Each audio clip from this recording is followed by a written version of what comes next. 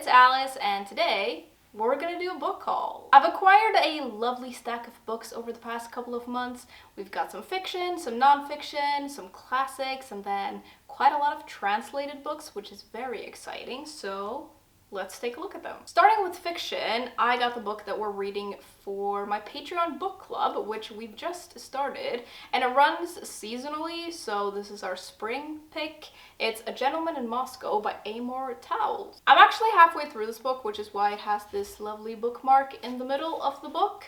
And this is a historical fiction novel, which starts off in the 1920s in Russia, and we meet this count who has been sentenced to house arrest in this hotel in the middle of Moscow.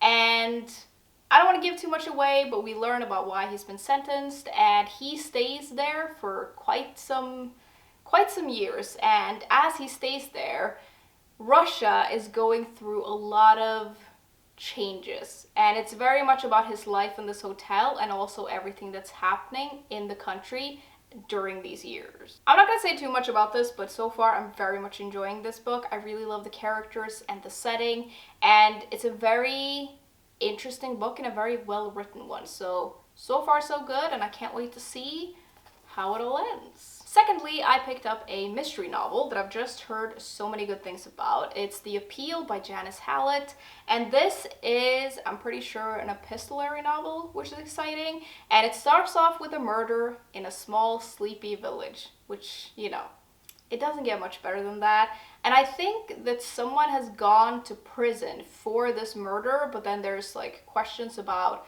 if that person actually did it or not, and it's just like it seems to be like a twist on the classic, like, whodunit. I've heard that this book is really engrossing, and it's the kind of book that, like, pulls the reader in, and you have to, like, help solve the mystery in a way, which just sounds really exciting.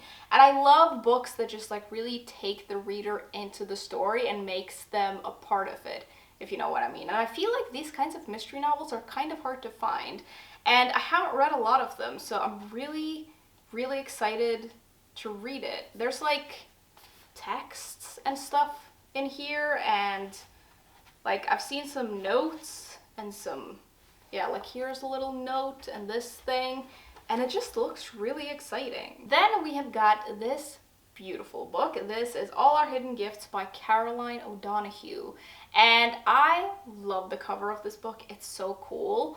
This is like a fantasy young adult novel about this young girl who is a part of a family of geniuses, and she feels like an idiot because she doesn't have a special talent. But then one day she plays around with these like tarot cards and somehow discovers that she has this special gift after all. Then I think someone goes missing and she has to use her gift to bring them back.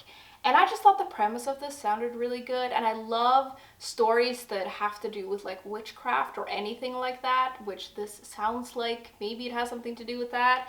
And I just thought this could be great to have for when I want to read something magical that's not too dark. Then I have some books that I got when I was out traveling a couple of months ago, and the first one is The Book of Two Ways by Jodi Picoult. And I mentioned this book in a vlog, and it was very interesting because I got several comments saying that I wasn't gonna like this, but then I also got as many comments saying I was gonna love it. So I don't know about this one, but I'm gonna have to just like try it and see what I think. The story seems to start off with this woman who is on a plane that is about to crash, and as she thinks she is going to die, she thinks about not her husband, but this other person that she hasn't talked to in like 15 years and hasn't really thought a whole lot about, but then she survives. And the fact that she thought about this other person really sticks with her. And so I think it's the kind of book where she has to like make a decision about where to take her life from there. I think there's also something about an archaeologist in Egypt. Like I think maybe that's the person that she thought about or something like that, which is intriguing. And yeah, I do feel like this could go both ways for me. Like the blurb does intrigue me, which is obviously why I got this book. But yeah, it can go both ways. I'm not a huge romance reader, but I do love dabbling in the genre every once in a while. And if I'm gonna like read romance, it has to be this kind of romance where there's like other stuff going on, and preferably like a life crisis and like more than just two people, I guess. I like when the story focuses on the main character and like an identity crisis, and the romance is just like a part of it. Then we have Pizza Girl by Jean Kwong Fraser, and this is a story about two women, which I always love.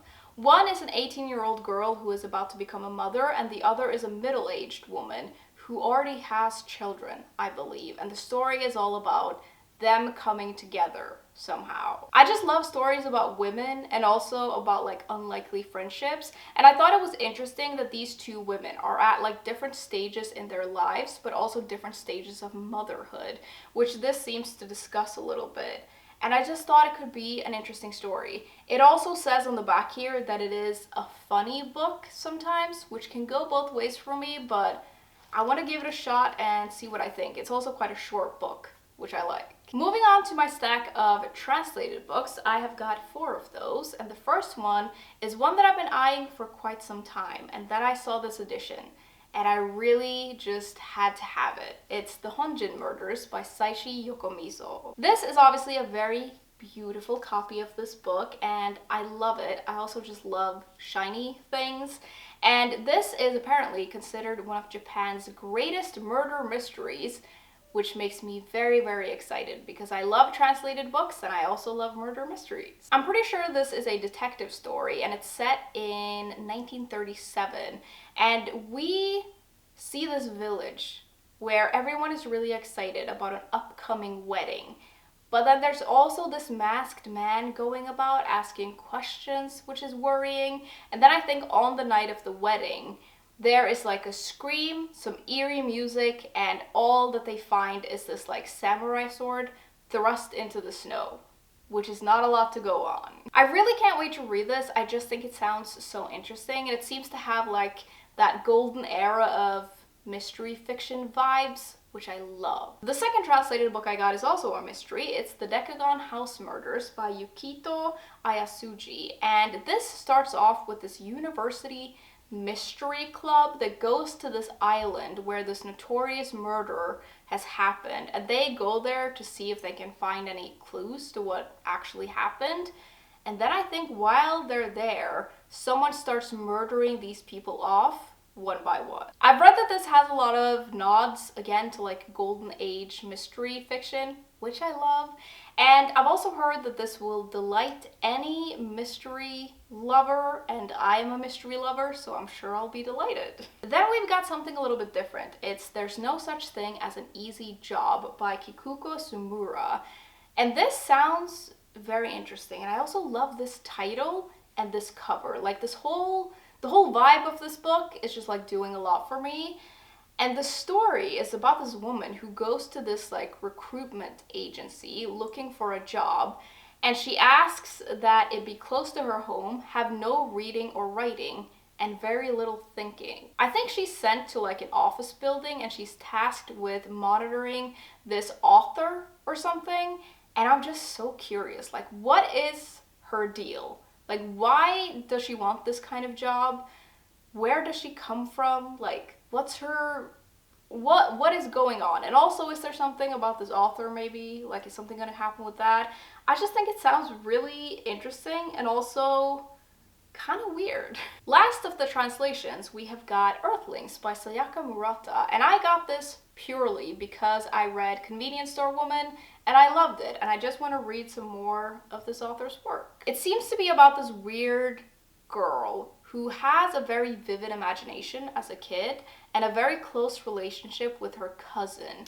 And for some reason, they promise each other to survive no matter what. And I don't really know why.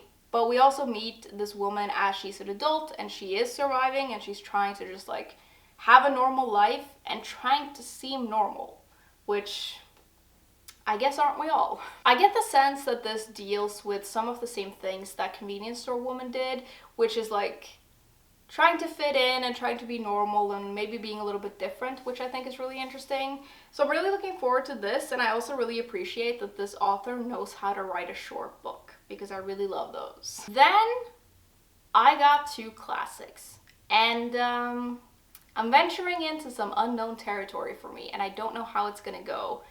But I got 2 plays by Shakespeare.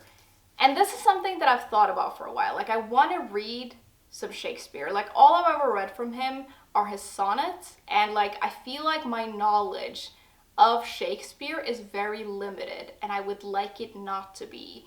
And I think for me and for a lot of people, Shakespeare is this like top shelf elite thing that is not accessible to everyone. But then the older I get, the more I get the sense that that is actually maybe a lie. So I want to try and see what I think. What I'm gonna do is that I'm gonna try to get into this, and I'm gonna use as many tools as I possibly can.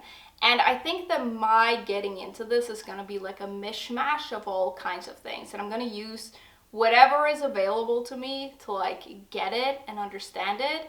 And I feel like that's the only way to really go about it for me. Now, these editions that I got are beautiful and like pocket-sized, which is fun. And I'm gonna try to read these, but I've also downloaded these like free ebook things that I found, which is like a modern translation of both of these, because I think I'm gonna have to read those alongside these, because this is like the original language and I think it's gonna be too difficult for me.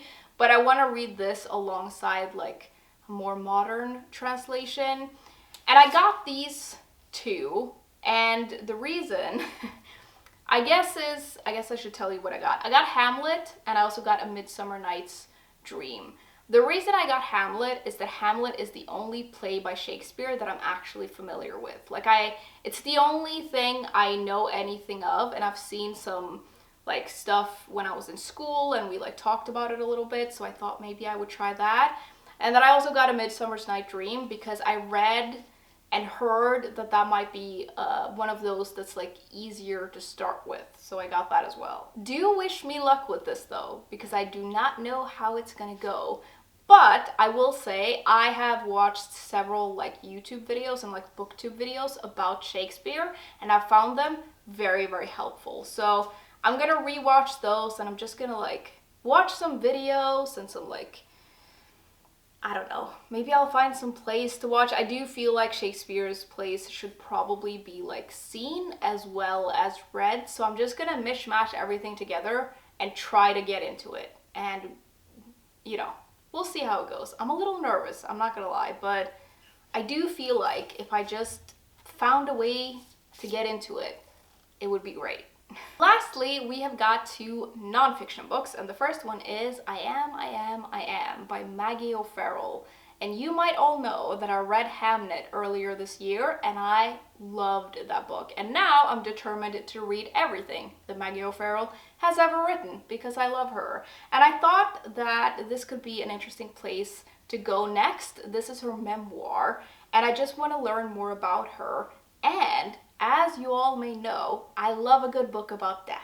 And this seems to be structured in a way where we take a look at Maggie O'Farrell's like brushes with death, which she seems to have had a lot of, and I don't really know why, but I guess I'll read the book and find out. I do just absolutely love her writing style, and so I can't wait to just get into this. And I also love that the chapters have these little like illustrations, and I guess each chapter is about like a time she has nearly died, and then it has something to do with the body part that is in the beginning of the chapter. Lastly, I got a book about space. It's The Secret Lives of Planets by Paul Murden, who is an astronomer, which, good for you, that's really cool.